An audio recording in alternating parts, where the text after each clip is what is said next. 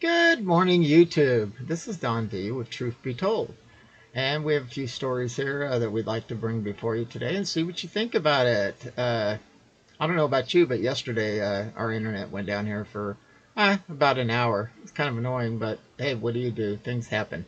Well, apparently it was bigger than I thought. So hold on a second and we'll just go ahead and move right into these stories. Internet outage shuts down websites, apps worldwide. Fastly also supports such sites as New York Times, Hulu, and Reddit.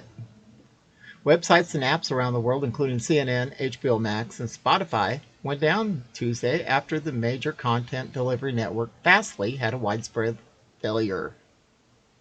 Fastly also supports such sites as the New York Times, Hulu, and Reddit, according to CNN. Other major internet platforms and sites, including Amazon, Target, and the UK government website gov.uk, also were impacted. The problem is related to an outage at Fastly's cloud service provider. The problem was fixed about 7 a.m. Eastern Time, but the internet user afterward were still reporting some problems getting on the sites. Yeah, no kidding. I think it was, 10, 11 when we had our problem, so that explains that. Moving on to the next story.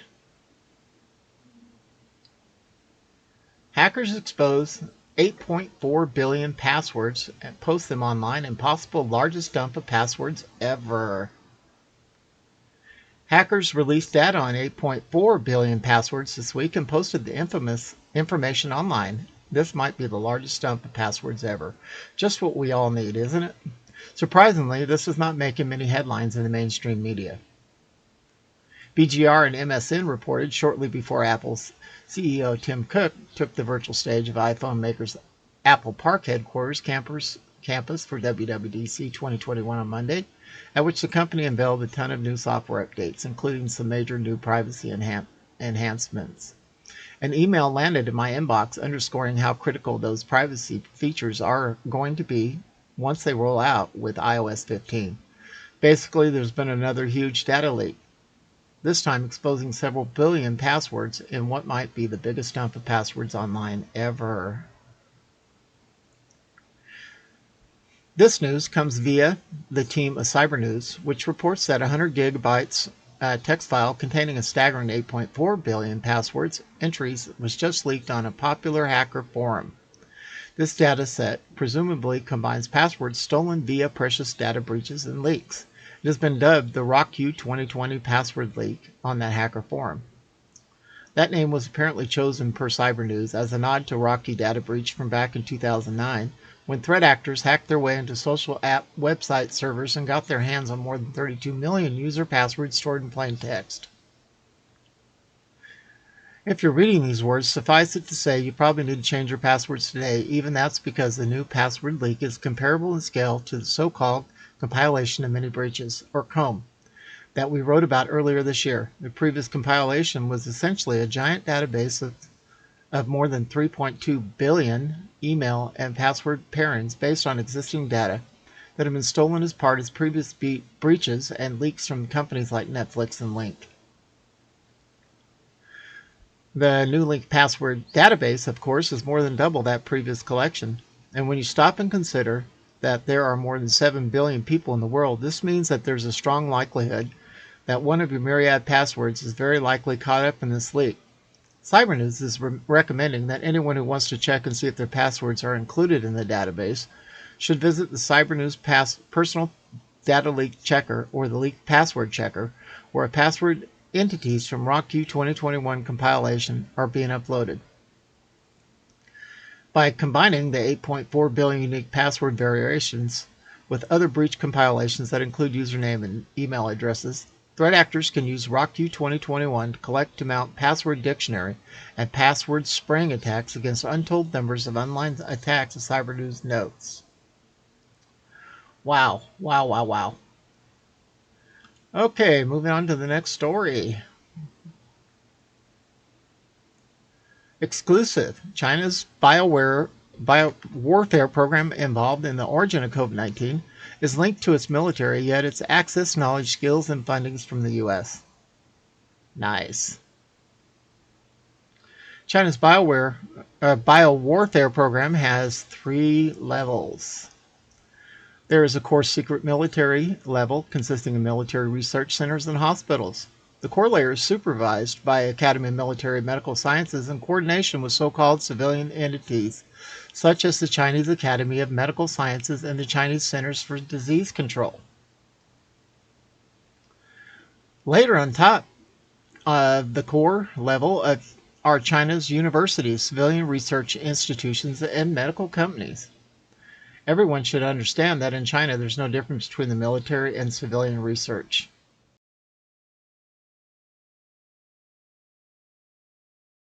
Really? The fusion of those research and development sectors was mandated by the 2016 Chinese Communist Party's 13 five-year plan. And that middle layer, which has allowed China to access uh, international knowledge, skills, and funding, particularly from the U.S., all of which has contributed to the advancement of China's virus research, including bioweapons development. In April 2021 Gateway Pundit article, we highlighted the important contributions of veterinary and agricultural scientists to China's biowarfare program. Here, we document connections within that core military level, how it links to the middle layer of China's universities and research institutes, and how that middle layer establishes research collaboration with the U.S.-based scientists to access U.S. knowledge, skills, and research funding, which has benefited China's biowarfare program. As stated in our May 14, 2021 Gateway Pundit article, the Military Veterinary Research Institute and Institute of Zoonotic Disease at Zhejiang Province of China, led by People's Liberation Army, General Ningyi Jin and retired General Zhan Zi, are core military elements of China's biowarfare program. The military's Veterinary Research Institute and the Institute of Zoonotic Diseases at Zhejiang directly coordinate with the Academy of Military Medical Sciences in Beijing. It acts as a clearinghouse and a manager of military-related activities in China's universities and civilian research centers. It has also led a virus collection program as well as conducting its own research, especially in regard to mammalian and non-human primate experiments on viruses and vaccines. As described in our May 18th Gateway Pundit article, at least 4 subordinates of Zhang Zi and Ningyi Jin have been engaged in a massive domestic and international virus collection effort for over 8 years, namely Bao He, Huansu Fan, Cheng Chung Tu, and Zikwang Wu. Whew, boy, that's a mouthful. Bao He, together with Cheng Jun Wang of the People's Liberation Army, Eastern Theater Command, and Nanjing played key roles in the isolation of bat coronaviruses ZC45 and ZXC21, claimed by the Chinese whistleblower of Dr. Li Mengyan to be the viral backbone for COVID-19. We have a document here. We believe that the Military Veterinary Research Institute and the Institute of Zoonotic Disease in Changchun were deeply involved in the research that led to the creation of COVID-19. The following image shows how China's core military biowarfare level connects to the middle layer of Chinese universities and the civilian research institutes, which are being managed by Military Veterinary Research Institute and the Institute of Zoonotic Disease in Changchun. And see, we've got a good list here. I'll leave this up here just for a second here. All right. And you might want to pause it to read all those names if you're interested. Colonel Zhiying Bai of the People's Liberation Army is the key link connecting the military's Veterinary Research Institute and the Institute of Zoonotic Disease in Changchun, the Military Academy of Military Medical Sciences and its laboratory animal centers in Beijing, and the People's Liberation Army Eastern Theater Command in Beijing, the source of bat coronaviruses ZX45 and ZX21. And there's the young man right there. Colonel Bai has listed his professional locations: the Jianjing Medical Laboratory Animal Institute and the Laboratory of Animal Center of Academy of Military Medical Sciences in Beijing. We believe they're the same entity, with the newer facility having been constructed in February of 2020. Both the older animal research facility in Location 1 and the newer facility in Location 2 are within the same complex as the Institute of Microbiology of Academy of Military Medical Sciences and the People's Liberation Army Hospital, number 307. There you go. Take a look at these. They're pointed out.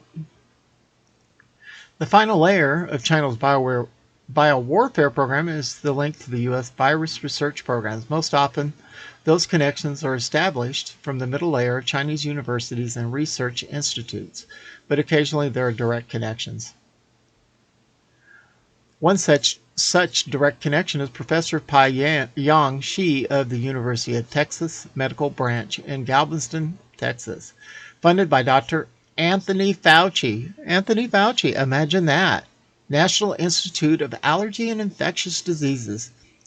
Pai-Yang Shi, who has also been an honorary professor at the Wuhan Institute of Virology since 2007, has conducted collaborative research including gain of function, there it is, and patients with Ching-Fang Quinn from the Academy of Military Medical Sciences, Hulai Wang from the Military Veterinary Research Institute, Changchun, and the Wuhan Institute of Virology. It is time to end the debate about the origin of COVID, which China hopes to prolong. COVID was made in a laboratory in China. The next task is to identify those in People's Liberation Army who were involved in creating the virus and precisely how it was done. In conjunction, there should be investigation of U.S.-based scientists who may have assisted the People's Liberation Army and exposed the extent of infiltration of U.S. virus research programs by the Chinese Communist Party and the People's Liberation Army. Lawrence Dillon, Ph.D., was retired from an international career in business and medical research with 29 years of service in the U.S. Military Reserve and a veteran of Afghanistan and Iraq. I don't know why I read that. At any rate, let's go on to the next one here.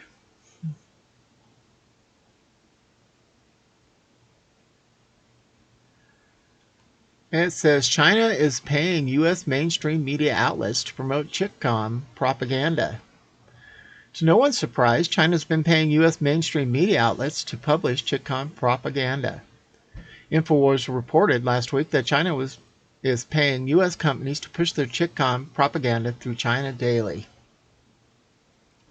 China Daily, a Chinese state-run media outlet, is currently paying multiple U.S. news agencies millions of dollars to publish Chitcom propaganda. According to the Justice Department documents, Time Magazine, the Los Angeles Times, Chicago Tribune, and the Foreign Policy Magazine are all currently receiving money from the Chinese outlet. For example, as part of $700,000 advertising paid by China Daily, Time published 75 online articles from the outlet in the past year. The lucrative deal resulted in Time posting content promoting a Chinese drone maker that provided products to surveil Uyghurs being held captive, an article promoting China's 5-year plan, and several other pro-Chinese pieces. However, unlike the Wall Street Journal, who once took money from China Daily, Time Magazine failed to disclose the fact that the outlet is funded by the Chinese government. In the past 6 months, China Daily increased its advertising spending by over $1 million. Below is the DOJ document related to China's payment to the U.S. media outlets. And you see it there. We've observed over the past few years how American media has pushed Chitcom propaganda. A year ago, we reported how U.S. media was pushing the narrative that COVID came from a wet market. This was important to China. If COVID was an event that happened naturally, then China would claim they were a victim too. If created in a lab, then China is liable for millions in damages. Interesting. Okay, I'm just going to click on this, and it says, at any rate, that's about all we have for today. Thank you for stopping by and listening for what we have to say here. And come by again. Be sure to subscribe and be sure to thumbs up for me if you would. And this is Don V, broadcasting out of beautiful Arizona, where I think we're going to be like 87 today. under sunny skies. And that's about all we got to say for this report. Look for another one later on this afternoon. And we are out of here.